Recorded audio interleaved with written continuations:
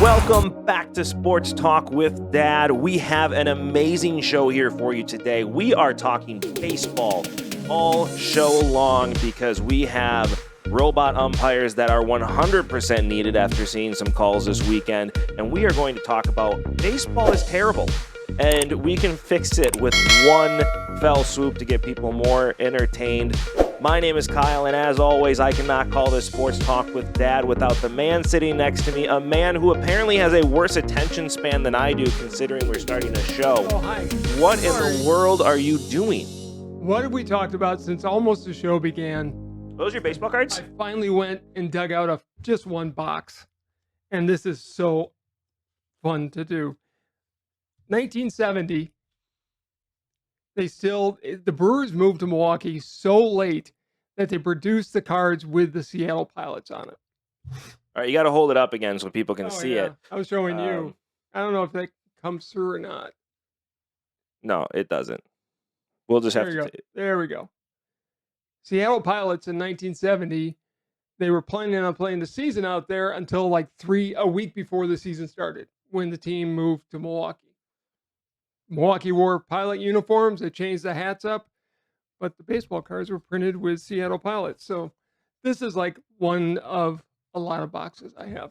Yeah, you have a ton, and we have been talking about going through those, but the task of going through them is gargantuous. I mean, it's going to take us weeks. It's going to take a while. What I really would love to find, and if anybody listening out there, watching out there, knows of somebody who can help us appraise these cards, I would love to see that, not because I want to get rid of them, but they need to be insured.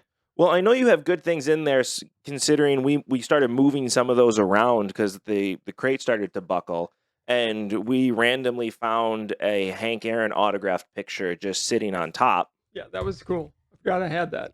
So there's got to be more cool stuff in there if you're forgetting about a Hank Aaron autographed picture. I know there's a 1929 Babe Ruth and a 1931 Babe Ruth someplace. So there's a bunch of them. And yes, we are talking baseball today. There were some bad calls and some bad fan behavior out of one of my favorite teams. Yeah, the Cubs didn't start at this time. When an opposing team comes to your park, let them watch the game, root, as long as they don't get out of hand and throw things at you, which wasn't the case. Right. Brewer fans just attacked Cub fans in the outfield, and other Brewer fans were cheering them on. Not a good look, Milwaukee. Listen, Brewer fans are getting frustrated because the Cubs this year only show up when they're playing the Brewers. Of course. Like, that's a thing that's happening, which is cool for me, but the Brewers I get the Brewers getting frustrated, but you guys are in first place. Like, what are you doing fighting Cub fans in North Wrigley? And by the way, Milwaukee used to show up when Chicago was a really good team. All the time. It happens. I mean, this is, again, Brewers fans thinking this is a rivalry with Cubs fans not thinking it's a rivalry. At all. I mean, the Cardinals are the Cubs' rival. This never happens in Green Bay. When Bear fans come up there, it's a friendly rivalry. Minnesota fans, for the most part, are treated okay. Listen, I agree that if you are going, and we've talked about this in the show before, if you are going to watch a game at a stadium that is not your home stadium, you need to act like a guest. Yes. And you need to behave. This isn't your home stadium. And as much as American Family Field has been North Wrigley and become North Wrigley, it's still an away game. And I've been to a bunch of those games, and Cubs fans, while they can be obnoxious, we don't act out of line. It's pretty calm for the most part, but we are going to cheer for the team when they're winning. And it reminded me, you can't just attack people for no reason because they're excited. What happened this weekend in this fight that broke out in the right field bleachers reminded me of the game we went to, a Packer versus Tampa Bay game in Tampa Bay. Yeah. Some kids traveled to their very first game. We talked to them, and they're there just cheering, and Tampa Bay fans started attacking these kids. It was two fans. They had way too much to drink. These kids were at most 18 years old. I mean, they were pretty young. And yeah, they were just cheering. They were just cheering for the team. They wore their Packers are winning. Yep. And these guys just to the point where other Tampa Bay fans did what all Right. fans should do. They pointed them out and got them out of the stadium. They lost their season tickets. And I applaud the other Tampa Bay fans that call out their own, and it should have happened in Milwaukee.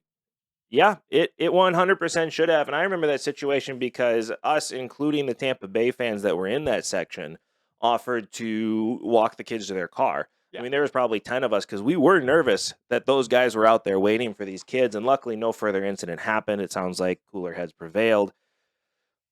But exactly, Brewers fans should have been on these bad fans that decided to get into a fight, but Milwaukee fans don't act that way. I've said this for a long time. Brewers fans are not the best fans. They're just not. Sadly, they're not. I mean, As good as Packer fans are as bad as Brewer fans have become. and I don't know why. They've had a good team for a long time now. They were competitive anyways. And I will say it's only when the Cubs come to town. I don't know why they hate Cub fans so much. Cub fans are like Bear fans. They cheer for their team. Because it's North Wrigley.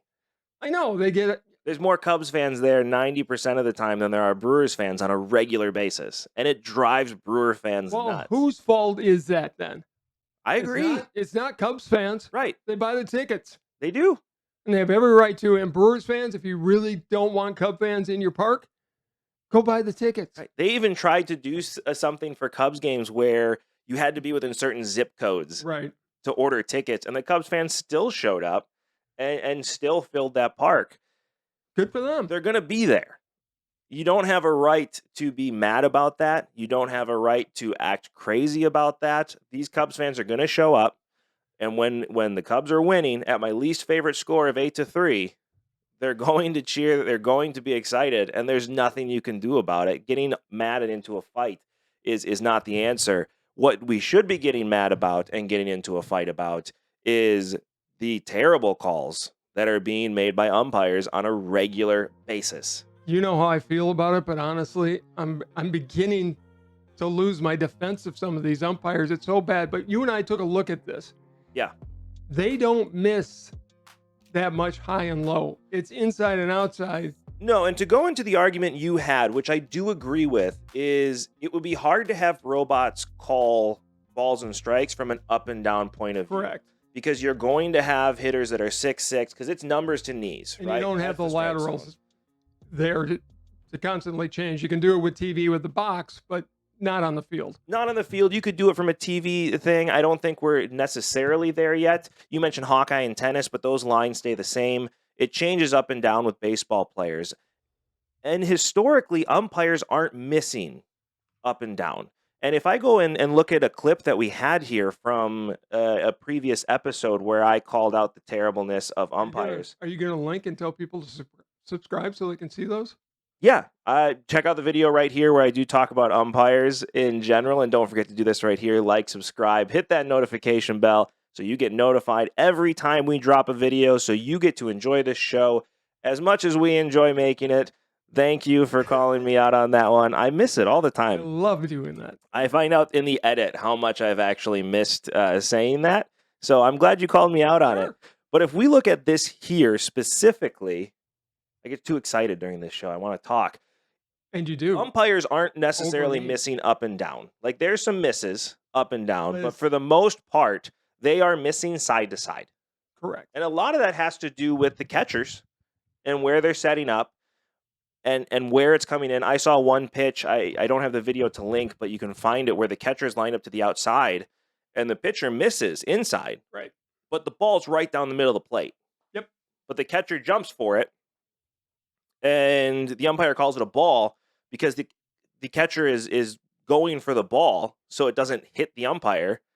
But it doesn't change the fact that it's a strike. Just because the catcher set up incorrectly doesn't change the fact that ball went across the middle of the plate. And you've got catchers like Wilson Contreras, who is one of the absolute best in the game at framing pitches.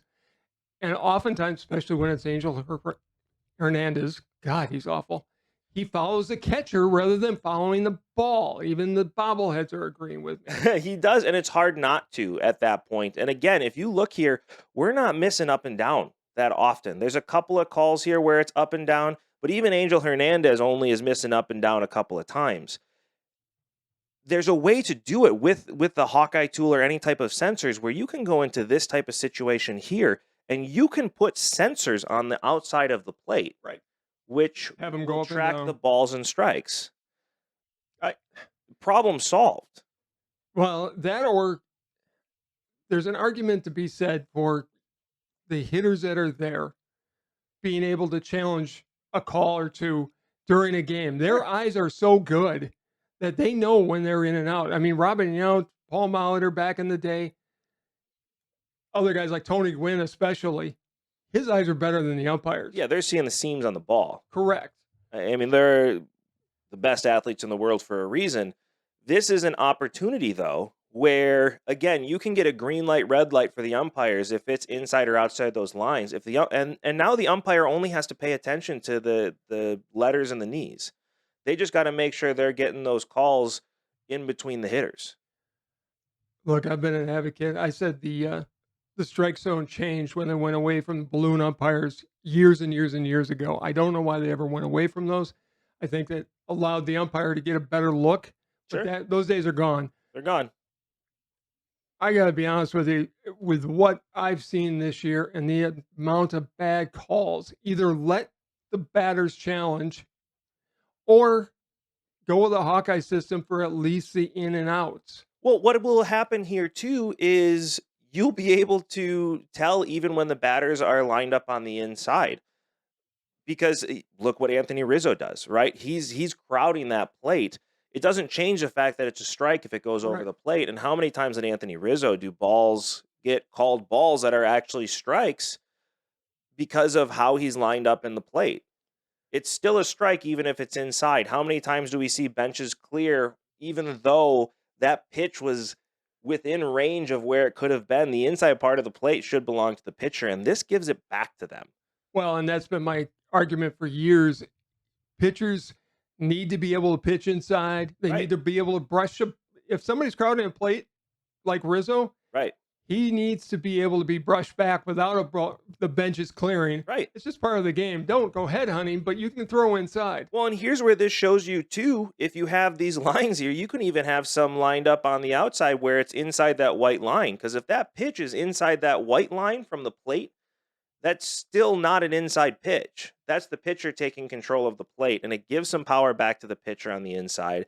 And it becomes a better game at that point because you're not missing these calls. Look at this one. I actually picked this picture specifically because look where the catcher's lined up right now. Correct. He's lined up on what would be the outside part of the plate for a left-handed hitter. He's wanting him to paint the black. Yep. If he does, in fact, throw the ball to the inside and it paints the black on the inside, it's going to be a home run. But if he does that, it's still a strike. And Right. Tennis has used Hawkeye forever. They have, and it's been And very successful. It's quick, it's easy. Go ahead. In senior tennis, whenever McEnroe's playing, all those guys, Andy Roddick, they call their own lines. Yep. And they still have a challenge available. But Hawkeye is quick. It was easy to implement because the lines remain static. Right. The lines here remain static on an inside-outside. Right. So put it into play. I have to admit defeat on this because the calls have been so bad this year that I'll at least give you the inside-outside part of the plate. You might as well go. It's Manfred said it's coming in 24. Why wait? Get the thing in there. Well, and again, you don't have to take it all away. You can just put these lines on the plate to give a better look for the umpires. They can train with this then in the offseason by getting it there and really make sure they're getting it right, especially if you bring it into spring training. Everybody gets a chance to see it. It's a better way to do things. It's a better way to adjust the game. You're not missing because, again, if we're looking here, right, we are missing on the outside. I mean, look at Jeff Nelson. All of those are on the inside-outside part of the plate. There's very few being missed high and low. And even the ones that are being missed are at least a little bit more consistent, but they're very few. If we're missing on the inside-outside part of the plate, and we can fix that by simply putting some Hawkeye tools. I mean, Hawkeye's not just a great surgeon from the Korean War. This is a great reference just for Well you. played. I hope you enjoyed well it. played. we can put these sensors on the inside and outside of the part of the plate to make sure we're not missing there anymore, and problem solved. Sadly, the one thing that will be gone is the art of framing a pitch, where guys, Catchers aren't doing it anyways. Contreras does it. Contreras does it, but Johnny other than Bench was the him, greatest at it. Granted, that was decades ago, right? but he would take a ball that was a couple inches outside and catch it in such a way that it looks like a strike. Now, depending on where the lasers are, maybe it'll still be there. Here's the one thing You I put don't. the lasers on the front part of the plate, Here's closest to the pitcher. One thing I don't want to see is I don't want to see them use the box that we see on TV. I want the actual lasers to be on the plate. Correct. And I mean, if there's a play at the plate, it's not going to be damaged. They can protect them enough. Right. Just that's what I want to see. And then the umpire will have a little thing on his wrist or whatever he can look at and tell whether it's in or ball in a strike. You could have lights in the back part of the field even that are green and red that will light up so the fans can even see it. I mean, how cool would that be? And then it's just up to the umpire to call up and down. Right. Because that's going to consistently change depending how tall you are, how short you are. That's going to change. But again, the umpires aren't missing that.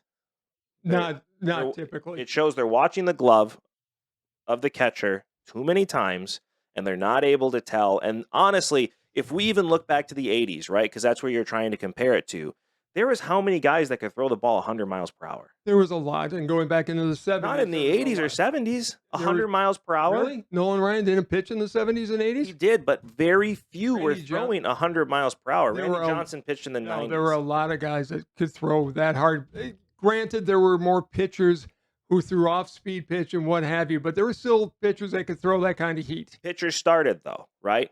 They didn't go into the back of their arms to throw it as hard as they could unless they really had to on a certain batter because they were going 7-8 innings. They had to hold on to their arms for the entire game. Yeah, guys Today, like you have guys going one inning. Let me jump in. No, because I want to finish my comment. There are guys like Catfish Hunter. You're just factually wrong that there were no guys that could throw 95 or 100 miles an hour. There were a lot of them that could do it back in the day. But there were also umpires. I don't know whether the eyes of the umpires have gotten worse over the decades or if they've just gotten sloppy, which is my bet. Now's the time we've got to get rid of it. Maybe they were as bad back in the 70s and we just didn't notice it because no technology wasn't available. We didn't see that box on every play when you're watching a game on TV.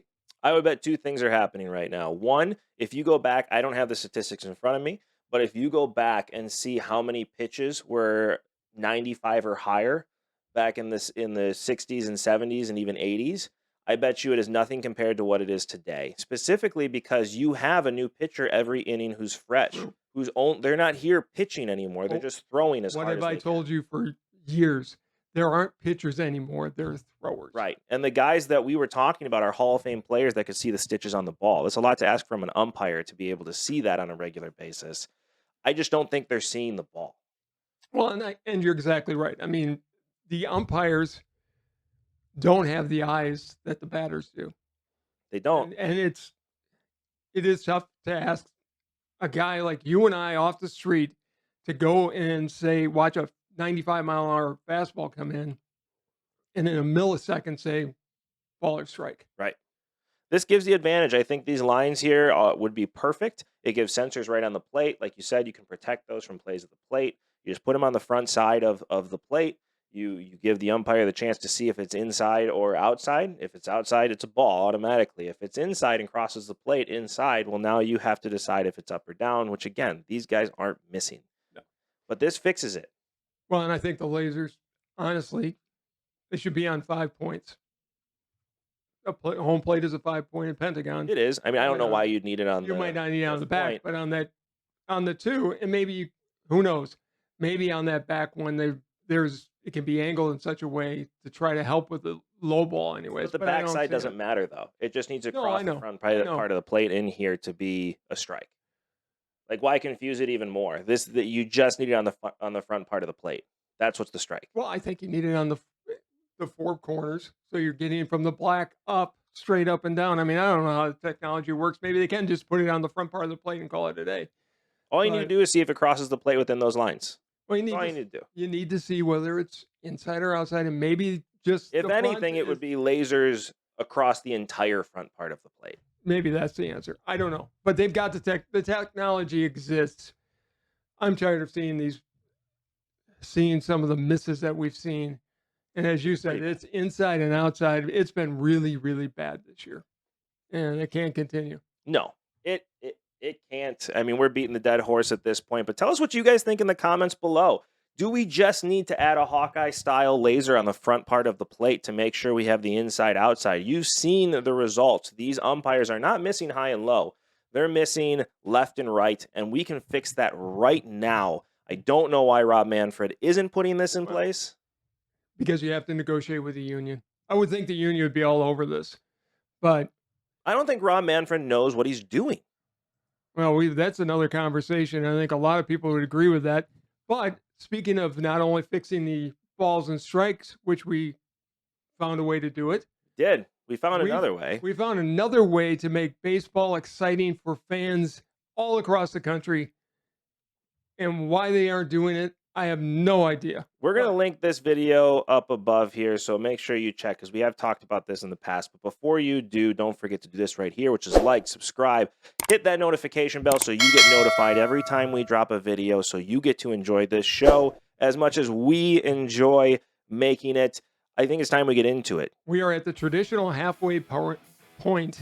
The traditional halfway point of the season in baseball. The All-Star game is usually the week after the 4th of July. This year it's a little later, but the season started a little later. Right. But it's a good time to take a look at the Carney plan for fixing baseball. Yep. And see what the standings would be instead of having 3 5-team divisions, you went to 5 3-team divisions. Before we go into that, let's take a look here at what the standings are currently. Okay. So right now, this is where we are. Well, everybody, a lot of teams out of it already. In the American League, there are 8 teams I've counted that are out of it. You got Tampa Bay's done. The Orioles are done. Texas is done. The Angels are done. Oakland, done. Who may be moving to Vegas soon. Las Vegas, yeah. Nailed it. And then you have Yes, we did. the Sox, who are most likely done. You have Detroit and Kansas City that are most likely done as well. And we're at the halfway point. Yeah, half the teams are gone. You're going to sell. You're going to sell because, again, the issue with baseball is the most exciting time in the sport is the trade deadline where people give up. Yep, all these teams are giving up. And, oh, by the way, they're going to expand the playoffs, so I don't want to hear the argument, well, if we can't change this because you're going to have 14 teams in the playoffs. We're taking the game back to having to win to actually get in a playoff. Yeah. And you have the same thing in the American League or the National League. I've counted 7 teams that are already out. You have most of the Central already done. You have most of the West done. And you have 3 teams, maybe 2 teams in the East that are done already.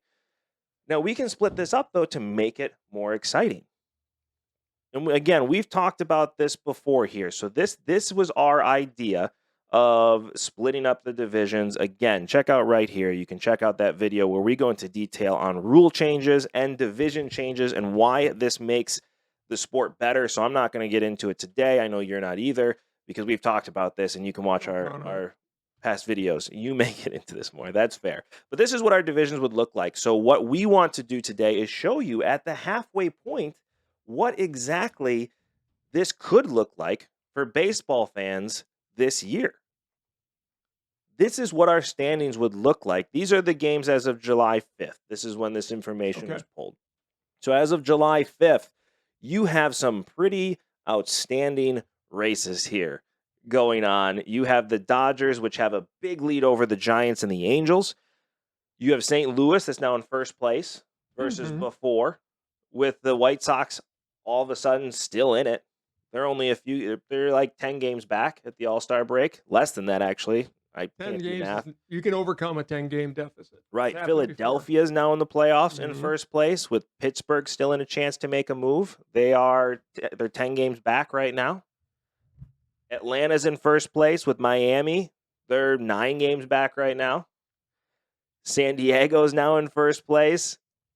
Arizona and Oakland are probably still out of it. And that's just the National League. You have some amazing races here. Look at this one here. You have Seattle, Colorado, Kansas City. Right now, all with losing records. Number one, that probably doesn't happen because they make different moves in the offseason. Correct. And number two, they're not selling off their star players. Seattle's in the playoffs right now.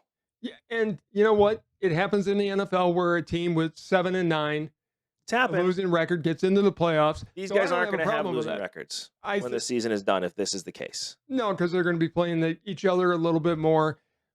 Seattle is definitely going to make some moves to make sure they've got Right. the players they need. Colorado's going to get Chris Bryant back. He's been hurt all year. Right. That's going to make a big difference. And Kansas City's, even though they're not looking great, they still have a chance in this division because, again, you're going to schedule this where these teams are going to play each other a lot at the end of the season. And if you're a fan of Seattle or Kansas City, all of a sudden you are watching everything that's happening instead of Right. going, you'll go to a game because going to a baseball game is fun, but You're in your first team's place out right of now. it. Yeah. In Colorado, you're in second place, and you are 5 games back at the All-Star break. You're still in this. You're looking for trade partners, which probably aren't going to be a lot of because there's not a lot of teams out of it now. The Milwaukee, Minnesota, Toronto division. What a race that is. Minnesota's a game back from the Brewers. Toronto is 3 games back from the Brewers. That goes down to the wire. Houston, Tampa Bay, and Texas. Tampa Bay's still in it. They're 9 games back. Houston's starting to run. I don't count Tampa Bay out, period. The Yankees, Mets, and Red Sox. That's an amazing division. Those are the 3 best teams in baseball right now. Mm-hmm. They're all in one division. Only one team gets to go to the playoffs. Are you telling me fans aren't going to be more engaged watching that? Of course they are. And the whole country is going to be engaged in the other divisions because all of a sudden it's a national game again. Yeah. Are you listening, Rob Manfred? Here's my favorite one. You have Cleveland, Detroit, and Cincinnati. Cincinnati last year, with the way the standings ended, It would have been a first. We're a playoff team. Right. And all of a sudden, they're one of the worst teams in baseball. What a switch that is. What a parody that is. Well, it's going to happen every year, not to bring in football all the time, but in football, you have 6 teams that were in the playoffs this year, we won't be in it next year. The same thing's going to happen in baseball now. Yeah. You're constantly going to be rotating the playoff teams, which is what you want. And more importantly, you have to win to get in. Well, I think what's even more amazing here is you're not having players moving to different teams all the time at the trade deadline. You're going to get players in the offseason, and that is your team. That is the team you're going to be running with for this season. So it's better for fans because kids get to now get a hold of their favorite players that aren't going anywhere, even if the team's bad. Or if they do at the trade deadline, it's a real strategic and real interesting trade. It is. It's not rental players are gone. Right. Sorry. No, I'm sorry. I cut you off on that one. That was my fault. The draft all of a sudden becomes more interesting because what players do I have in? Because even if I'm Cincinnati, I'm not far away. None of these teams are running away with the division. I was a playoff team last year. Who can we get? And like you said, the trades that are going to be made, they're going to be in the offseason now, which makes the most boring part of baseball more exciting. It used to be the hot stove league was very exciting. This will bring it back to being exciting. Because it's going to be strategic now. And it's going to be making baseball relevant all year long. Yep. That's what you want. Right. You'll still have a trade deadline, right? Correct. There's still be moves that will be made, but it's going to be more strategic. It's not the argument I've heard from people in the comments and that I've talked to has been, well, the trade deadline is the most exciting part of baseball and you're getting rid of that. That's sad. The fact that the trade deadline when teams are giving up is the most exciting part of baseball. That's very sad. Is pathetic. It doesn't have to happen. I mean, will there be trades that are significant? Because there's still going to be a couple teams that are out of it at the trade deadline. Right. Fine. That's going to happen. But you're going to really think about it because if you give up a star this year, that star could help you be in the playoffs the following year. I mean, imagine you look at, let's just use the Cubs as an example right now because they're at 400. They're not going anywhere, right? Even in this scenario, they're probably done this year. Would they have made the deals they made? Taking that out. Okay. Taking that out right now, this is in place this year. Say the Cubs have a reliever. You know, you have Stroman there, right, who's had some injuries, but has still been a solid pitcher when he's playing. There's a team that can use him in the pen. You have look at the Yankees, Mets, and Red Sox, right? Say the Mets need somebody in their bullpen, but they got an extra outfielder. A young guy they don't really need, but they're convinced they can win this year. Mm-hmm. They're going to trade that young guy for the reliever here today who can make an impact on the Cubs in the upcoming years and all of a sudden take them from a 400 team to winning this division. Because again, they're not that far out. In reality, in the St. Louis Sox Cubs division, they're 12 games out. Not completely out of it by any realm, but I look at it. Enough to look for the future. I look at it. If you're Toronto and you're Minnesota in that Milwaukee division, they're going to be making a move to try to solidify. Milwaukee's going to be trying to do something just to get them over the top. But other parts of the country are going to be watching to see what happens as well, which doesn't happen now. And oh, by the way, trade deadlines will now involve players that are going to play right away. You're not going to be having a lot of trades at the trade deadline that includes prospects you've never heard of before, right? These are going to involve players that you're going to see live on the field for both teams right away, which is much more engaging. There is what? 2 teams that are completely out of it right now. Even the Orioles are in this setup are only 10 games back at the All-Star break. And I tell you what, if we go back to this here, which shows the standings, the Orioles are what? Let me find them here. 15,000 games out. 20 games back. 21 games back right now. And it's a travesty that baseball lets the owner of Baltimore get away with this. I agree. This doesn't. It puts a spotlight on them. Mm-hmm. You look at Oakland right now. Oakland is, 23 games back. I mean, if we go into this division with San Diego and Arizona, well, they're still 20 games back. Okay, that's a bad example. They're still out of it. They're moving to Las Vegas anyways. So. Right, exactly. But, I mean, the Mets are in first place right now. It'll be an interesting battle. You're going to build your teams differently. Look at Minnesota and Toronto, who both are within 3 games of the Brewers. If we go into the current standings right now, Toronto is 14 games back. Ugh. And you have Minnesota, who is, what division are they in? There we go. Who's in first place right now. And so they're all of a sudden in a race with the Brewers for first, a game behind. But now Toronto fans, instead of being 14 games back, are 3 games back from first place. Exactly. And when you look at it, I'm sorry to tell you this, Brewer fans, Minnesota is our historic rival going back to the American League days. Milwaukee, Minnesota, and Toronto in a division together a great division. Is a great division. It is. It is. And all of these are great divisions because they're lined up so that one team isn't going to always dominate the other ones. You know, in that New York division, the Yankees aren't going to always outspend Boston or the Mets. You know, spend what you want. You're only getting one slot into the playoffs. Right. And it adds parity to this league. Which is what they want. What? No more wild card. No more wild card. You have to win the division. Right. And for those saying, well, the teams will never agree to it because they make more money going to the playoffs, you're telling me right now Toronto wouldn't make more money being 3 games back than they are right now being 14 games back. Even if they make a comeback and make the playoffs, you're telling me that people wouldn't be more engaged going to games, paying attention, buying more things now with them being 3 games back? I don't buy it. And I'm sorry, but this convoluted plan, they're going to go and have 14 teams in the playoffs. This means nothing. This way, you're actually having to follow a race before you get to the playoff race. Correct. You're just diluting baseball more and making people care even less during the regular season. All of a sudden, you have every single team still with a chance. Take out Oakland, right? Oakland's probably done this year. Take out Cincinnati. At this point, they're probably done this year. Kansas City's still there. So what do you have? You have 2 teams that are in last place of their division that are done. But Cincinnati would have been a playoff team last year. Correct. So there's an incentive because there's only 2 other teams you have to compete against to get better in the offseason. Correct. Well, and they spent different in the offseason this year, if that's the case. Yes. Because they're not going from first place to last place. It's better for the players because there's more competition for their services all of a sudden. It's better for the teams because a lot more people are engaged right now in what's happening on a regular basis because every team except 2 are in it versus, what do we say, 15 teams are out of it and going to be selling off their franchises basically in the next few days. And it's better for the networks. It's better for the networks. Your TV deals are going to get better during the regular season because more people are going to be watching these games. Saturday afternoon baseball, if they bring that back, would all of a sudden be real interesting if it was a Cleveland, Minnesota game because both are in the playoff hunt. Correct. You're telling me that nobody cares about Seattle right now. What's Seattle looking at if we go back here?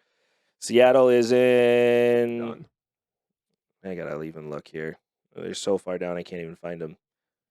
So they're technically in second place in the West, 12 games back.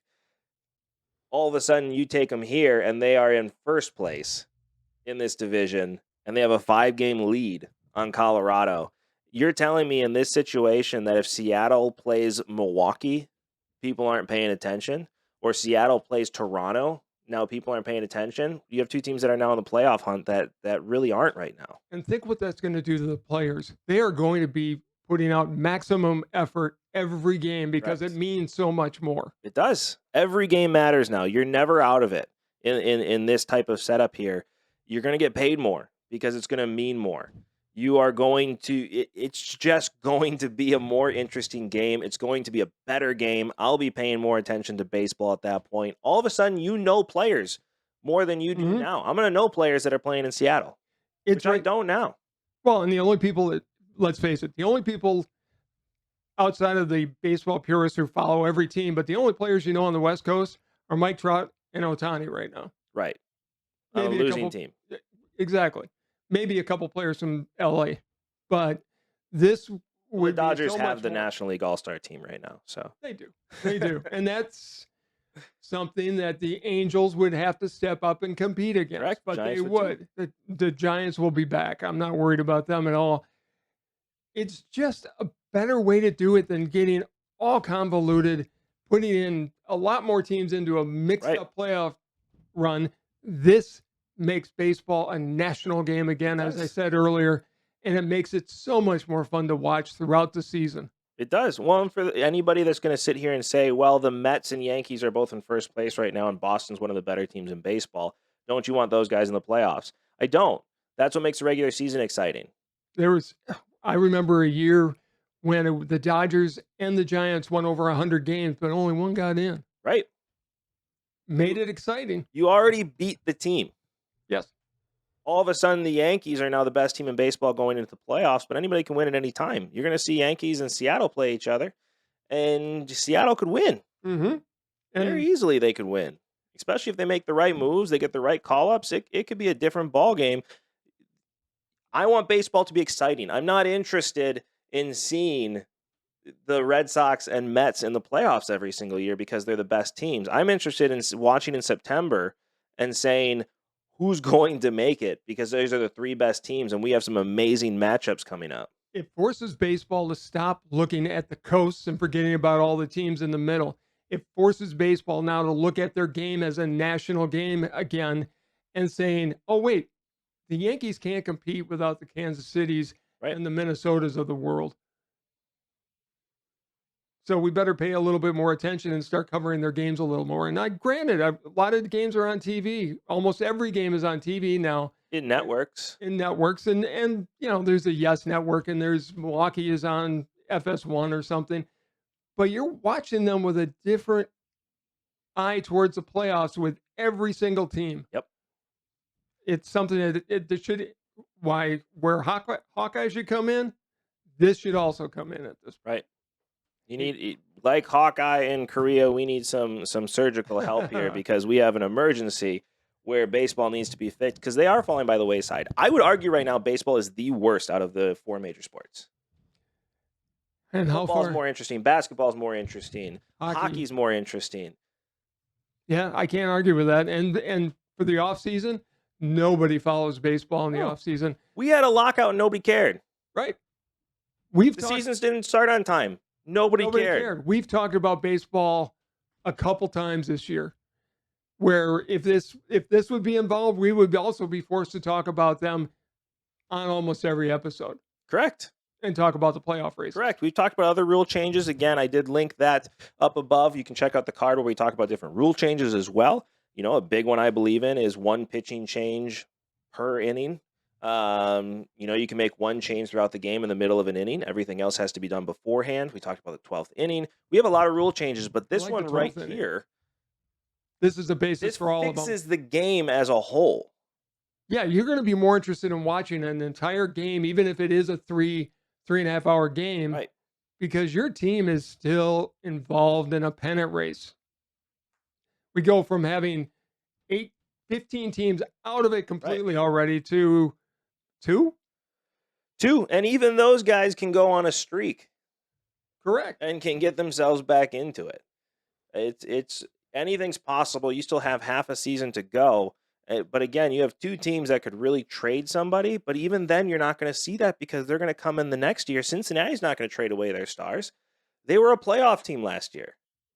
It's beyond frustrating because it's such an easy fix and such an obvious fix that they could make. But baseball refuses to look at it. And oh, by the way, we have sent this to the league office. Couple times, and we heard nothing back. It doesn't surprise me. But they're going to need to stand up and take notice of this because the plan they're going with is ridiculous and it's not going to do anything to improve the game. Make it more competitive, make it more interesting. Having half the league in the playoffs at the end of the season makes nobody care about the regular season. Correct. It's what have I always said? If you make your product worth nothing, it's going to be worth exactly that. And by watering it down and just tossing a bunch of teams into the playoffs, you're watering down the talent even more, and nobody's going to care. This forces people to actually win to get in. Right. Because even the NFL is changing with the 7th team, but even with the 6th team fighting for wild card, you could be knocked out pretty quickly. Absolutely. And have everything change. And then it's anybody's game in the playoff. This changes it there too. 5 teams in. 5 teams. That's it. Are you telling me that if you have the Boston, New York division, that you're not going to be exhausted by the end of that race to the point where, as a fan, your team may not be in? Say the Yankees win the division, you're still going to watch. Absolutely. Because you're either going to want to be like, come on, win for our division, win for what we have here, show that we're the best division in baseball, or you're going to say, I hate the Yankees, and I want somebody to beat them badly. And what happens in that first round, that 1-game round that we proposed? 1 game. It's 1 game. It's what they have now. I love the 1-game play-in. I know. So do I. You have to win to get in. Right. Granted, baseball should be over a series, but I love the 1-game playoff to advance to the next round. You've got all hands on deck for that game. It's the most fun game to watch of the year. Because you take the records at that point. So right now, if the season were to end, Yankees would be the 1 seed, right? Okay. You'd have Houston as a 2 seed in the American League. You would have Milwaukee as the 3 seed, and you have Cleveland and Seattle playing a 1-game playoff to get in to face the Yankees. Can you imagine the ratings on that game?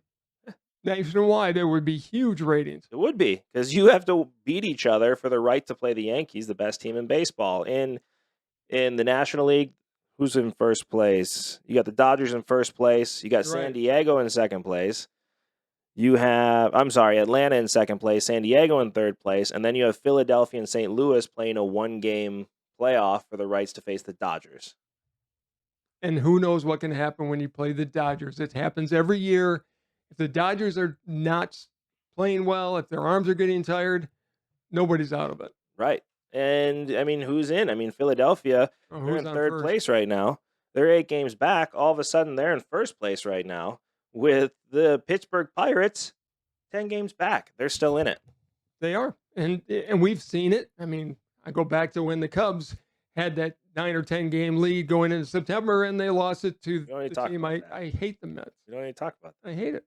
It changed the game for the better. It makes it different. It makes it more exciting. It gets people more engaged. And all of a sudden, baseball becomes a more interesting sport again year-round. I'm sorry, I don't want to see every team in the playoffs. If a really good team misses the playoffs, that's awesome. Yes. Because now the offseason is even more exciting. What are the Mets going to do? They had the second best record in baseball and didn't make the playoffs. They need to get through the Yankees. What are they going to do to make that change? Correct. They're going to have to do something. I hate participation trophies.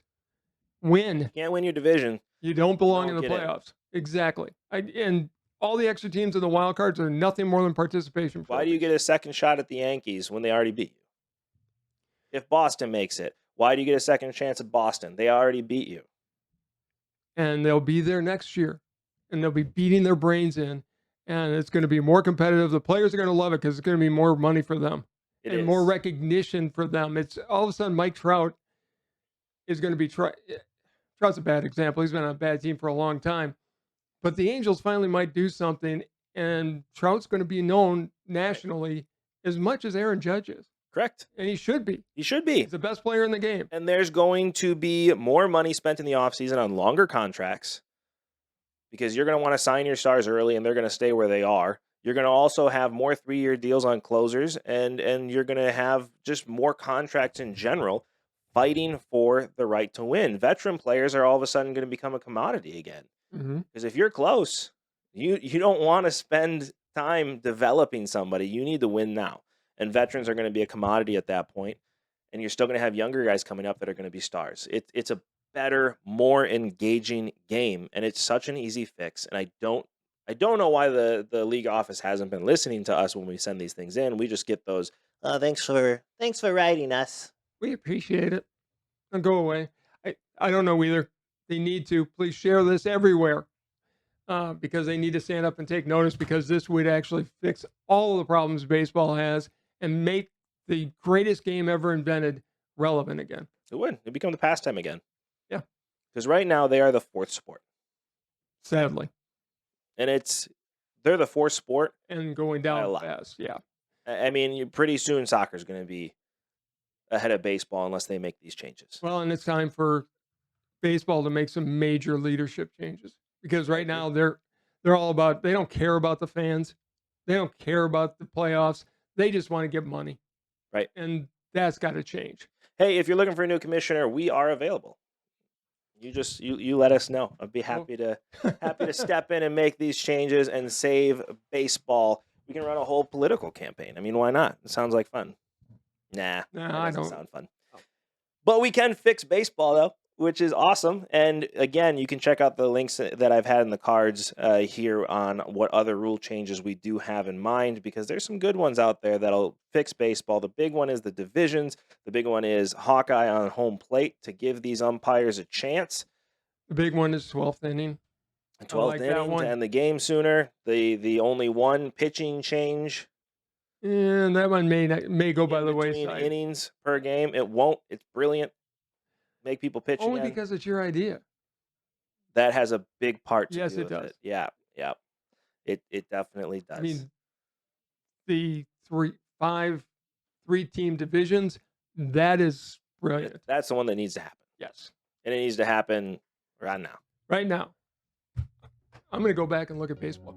All right, you do that. We've had some fun with the show today. Thank you so much for tuning in. Don't forget to do this right here, which is like, subscribe, hit that notification bell so you get notified every time we drop a new video, and you get to enjoy this show as much as we enjoy making it. Before we head out, any last words? If opposing fans come to your park, treat them as a guest until they no longer behave like a guest. Yeah. Simple. And if you are an opposing fan, make sure you act like a guest, because it is not your home. Correct. Absolutely right. But Brewers fans suck. No, when it comes don't. to the Cubs. When it comes to the Cubs. Maybe. It is Wrigley North most nights. It is Wrigley North. Don't forget it. That's why I don't know why they had to do the name change to American Family Field. They could have just called it Wrigley North. I love AmFam. And it could have been done. No, I love AmFam. And I love American Family for what they do to sponsor sports in general. It's a company that gets it, and they give back to their community. So big thumbs up to American Family, who should sponsor our show. You've mentioned them several times. Yep. So, I mean, it's obviously you're a big fan. Thank you so much for tuning in. This has been Sports Talk with Dad. Bye, everybody.